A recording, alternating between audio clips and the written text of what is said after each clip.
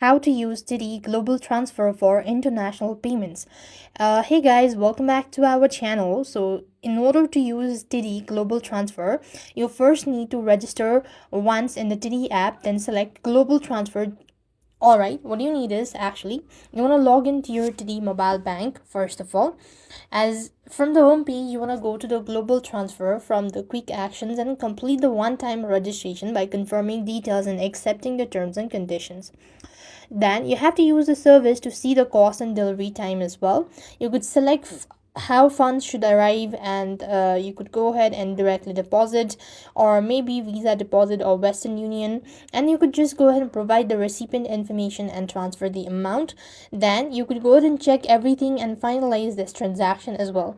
And that's how you're going to use Titi Global Transfer for international payments. And with that being said, we've completed our steps. Thank you for watching. See you in the next video.